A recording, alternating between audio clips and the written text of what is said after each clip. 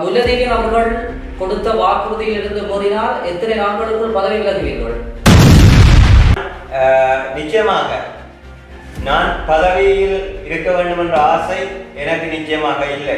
முல்லதேவியன் அவர்களே, தமிழரசு கட்சியில் இருந்து நீங்கள் சுயேட்சைக்கு மாறியது தமிழரசு கட்சியின் கௌரவ சுமந்திரன் ஐயாவின் அதிருப்தியான செயல்பாட்டின் காரணமாகவா?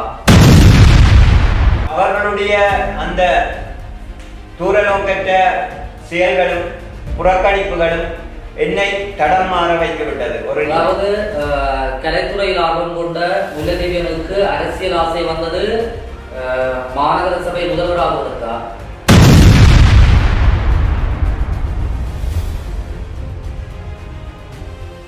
அனைவருக்கும் வணக்கம். தற்பொழுது எங்களோடு இணைந்திருப்பவர் பருத்தித்துறை பிரதேச சபைக்கான உள்ளூராட்சி தேர்தலில் பொலிகண்டி 2ஆம் வட்டாரத்தில் போட்டி போடும் சுயேட்சை குழுவின் தலைமை வேட்பாளர் முல்லதேவியன் அவர்கள் இணைந்திருக்கிறார். வணக்கம் முல்லதேவியன். வணக்கம். பருத்தித்துறை பிரதேச சபைக்கான உள்ளூராட்சி தேர்தலில் பொலிகண்டி வட்டாரத்தில் நீங்கள் போட்டியிடுவதற்கான காரணம் என்ன? என்னுடைய வட்டாரம் பொலிகண்டி வட்டாரம். இந்த பொலிகண்டி வட்டாரம் பருத்தித்துறை பிரதேச சபையினுடைய 2வது வட்டாரம் பொலிகண்டி வட்டாரம். என்னுடைய பூர்வீகம் பொலிகண்டி என்பதால் நான் அந்த வட்டாரத்திலே போட்டியிடுகிறேன். பொலிகண்டி 2ஆம் வட்டாரத்தில் நீங்கள் வெற்றி பெறுவதற்கான சாத்தியம் இருக்கிறதா? நிச்சயமாக வெற்றி பெறுவேன். முல்லதேவியன் அவர்களே, கடந்த உள்ளூராட்சி சபை தேர்தலில் நீங்கள் இலங்கை தமிழரசு கட்சி சார்பாக போட்டியிட்டு அதிக வாக்குகள் பெற்று வெற்றியிட்டிருந்தீர்கள். ஆனாலும் இலங்கை தமிழரசு கட்சி உங்களுக்கு சீட் தரவில்லை. தற்போது சுயேட்சை குழுவின் முதன்மை வேட்பாளராக போட்டியிடுகிறீர்கள்.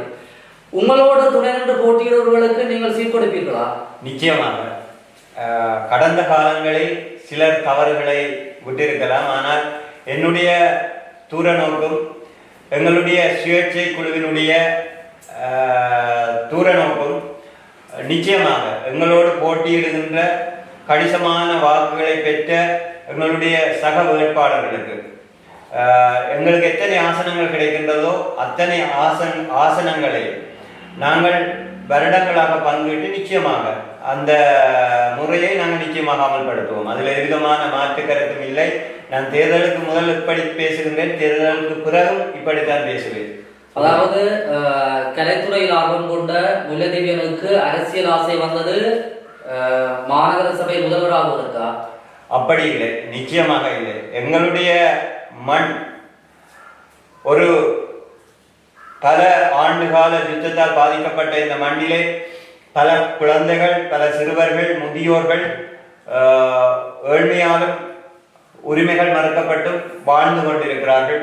அவர்களுடைய சுபீட்சமான ஒரு சுதந்திரமான எதிர்காலத்தை உருவாக்க வேண்டும் என்ற ஒரு தூர நோக்கு என்னுடைய மனதிலே குடிகொண்டிருந்தது. அதற்காக பல கட்சிகளோடு சேர்வதற்கான வாய்ப்புகள் என்னிடம் இருக்கவில்லை. என்னிடம் ஒரு தனிப்பட்ட ஒரு தூர நோக்கோடு சிந்திக்கின்ற எல்லோருக்கும் உதவக்கூடிய ஒரு மனநிலை என்னிடம் இருக்கிறது. ஆகவே ஒரு மாற்றத்தை ஏற்படுத்த வேண்டும் என்பதற்காகவே நான் அரசியலுக்கு வந்தேனே ஒழிய ஒரு சமாதான நீதவான் பதவியையோ அல்லது ஒரு அரசாங்க வேலையை எடுக்க வேண்டும் என்பதற்காகவோ நான் அரசியலுக்கு வரவில்லை. எங்களுடைய மக்களுடைய, எங்களுடைய மண்ணினுடைய, எங்களுடைய தமிழ் தேசியத்திற்காக போரிட்டு மரணித்த அந்த தோழர்களுடைய ஆத்மாக்களை நேசித்து அந்த மக்களுக்காக சேவையாற்ற வேண்டும் என்றுதான் நான் அரசியலுக்கு வந்தேன். பொலிகண்டி வட்டாரத்தில் நடைபெறும் சட்டவிரோத தொழில்கள் என்று நீங்கள் எதை நினைக்கிறீர்கள்? பொலிகண்டி வட்டாரத்தில் சட்டவிரோத தொழில்கள் என்று எதுவும் இல்லை. பொலிகண்டி வட்டாரத்திலே சட்டவிரோத தொழில்கள் என்று எதுவும் இல்லை. ஆனால் பொலிகண்டி வட்டாரத்திலே அன்றைய காலம் தொடக்கம் இன்றைய காலம் வரை பல்வேறு மக்கள் கஷ்டத்தோடு வாழ்ந்து வருகின்றார்கள். குறிப்பாக எங்களுடைய பொலிகண்டி வட்டாரத்திலே ஆரம்ப காலத்திலே அந்த பனை உற்பத்தி பொருட்கள் அதிகமாக உற்பத்தி செய்யப்பட்டன. குறிப்பாக பனை கடகங்களாக இருக்கலாம், பனங்கட்டி குட்டான்களாக இருக்கலாம், பனை ஓலையை செய்கின்ற தொப்பிகளாக இருக்கலாம். அப்படியான ஒரு உற்பத்தி நிலை அன்றைய காலகட்டம் எங்களுடைய பொலிகண்டி மண்ணிலே இருந்தது. ஆனால் இன்று அந்த நிலை அருகி இருக்கிறது.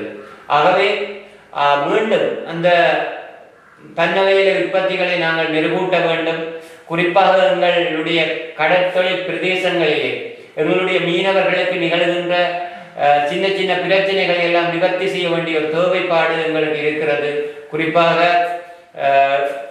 இந்திய மீனவர்களுடைய வருகை எங்களுடைய மீனவர்களுடைய தொழிலை பெரிதும் பாதித்திருக்கிறது. ஆகவே அப்படியான நிலைகளை இல்லாது செய்து அதற்கு ஒரு குரல் கொடுக்க வேண்டும்.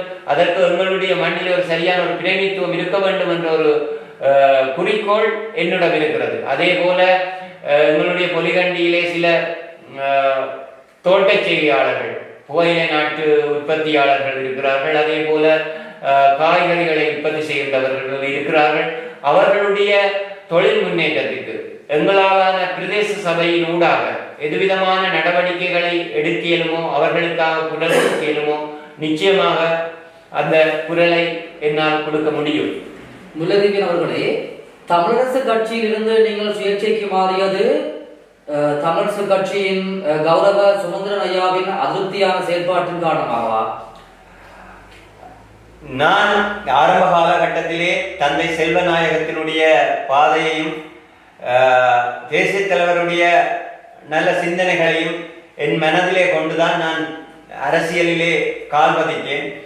ஆனால் அவர்களுடைய அந்த தூரநோக்கற்ற செயல்களும் புறக்கணிப்புகளும் என்னை தடம் மாற வைத்துவிட்டது. ஒரு நீதியான, ஒரு நியாயமான, ஒரு ஏற்றுக்கொள்ளக்கூடிய சமத்துவத்தை பேணுகின்ற நிலைப்பாட்டிலே அவர்கள் இல்லை.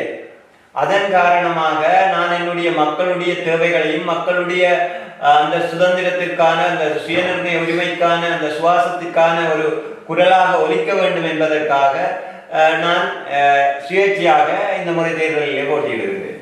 முல்லைத்தீவின் வெற்றி பெறுவதால் மக்களுக்கு என்ன நன்மை கிடைத்துவிடும்? நாங்கள் இந்த தேர்தலிலே நான் வெற்றி பெறாவிட்டாலும் என்னோடு போட்டியிடுகின்ற வேட்பாளர்கள் வெற்றி பெற வேண்டும். நிச்சயமாக நானும் வெற்றி பெறுவேன்.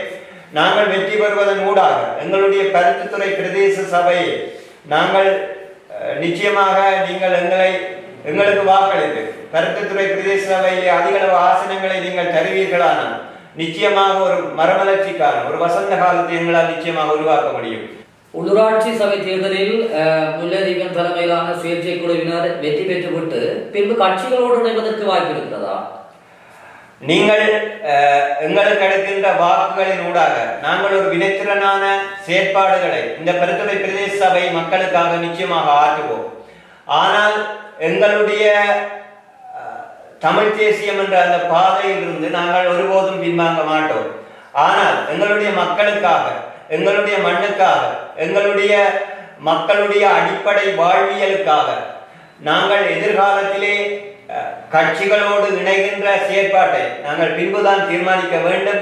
ஏனெனில் மாகாண சபை தேர்தல் என்று வருகின்ற போது மாகாண சபையிலே ஒரு சரியான ஒரு பிரதிநிதித்துவம் இருக்குமாக இருந்தால்தான் எங்களுடைய வட்டாரங்களில் இருக்கின்ற கட்டுமானங்களை அந்த வேட்பாளர்களுக்கு ஊடாக செய்வதன் ஊடாகத்தான் எங்களை நாங்கள் உயர்த்தி கொள்ள முடியும்.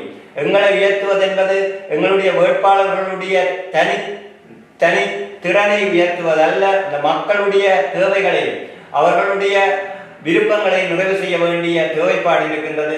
கால நீரோட்டத்திலே நாங்கள் அது பற்றி சிந்திப்போம். மிக முக்கியமான கேள்வி ஒன்று, உங்களது வட்டார வெற்றி வேட்பாளர்களை சுயேட்சை குழுவின் தலைமை வேட்பாளர்கள் வகையில் அவர்களை தன்னிச்சையாக இயங்குவதற்கு நீங்கள் அனுமதிப்பீர்களா?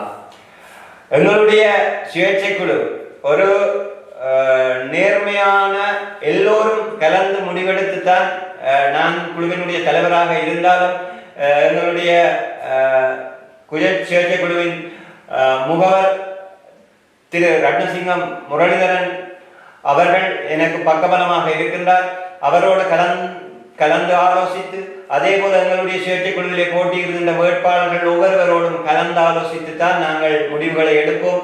நிச்சயமாக தலைமைத்துவம் என்பது தானாக முடிவெடுப்பது அல்ல.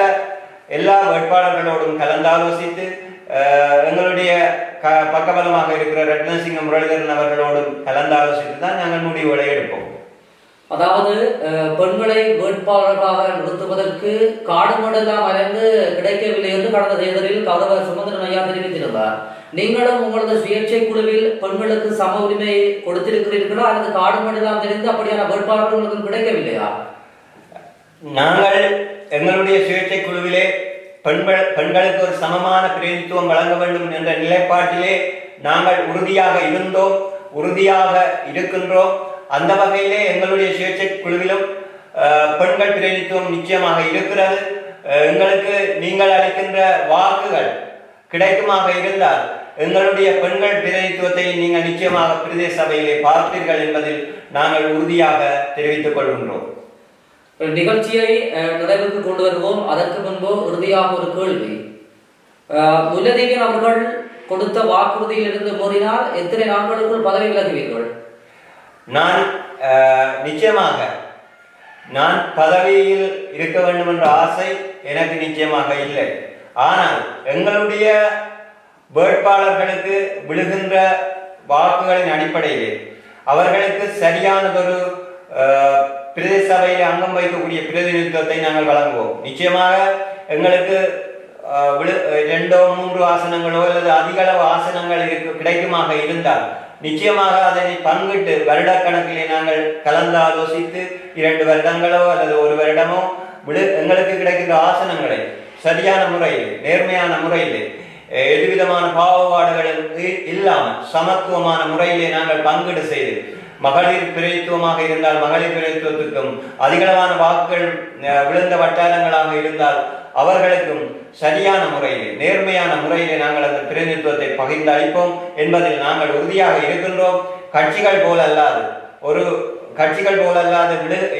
கிடைக்கின்ற போனஸ் ஆசனங்களுக்கு தங்களுக்கு சாபானாக்களை பிரதேச சபைகளுக்கு அனுப்புவதை விடுத்து நாங்கள் வித்தியாசமான முறையிலே நிச்சயமாக எல்லாருக்கும் சம உரிமை வழங்கி நாங்கள் அவர்களையும் பிரதேச சபைக்கு அனுப்பி வைப்போம். இதுவரை நிகழ்ச்சியோடு இணைந்து கொண்ட சுயேட்சை குழுவின் தலைமை வேட்பாளர் முல்லதீவன் அவர்களுக்கு எங்களுடைய மனமார்ந்த நன்றிகள். நன்றி.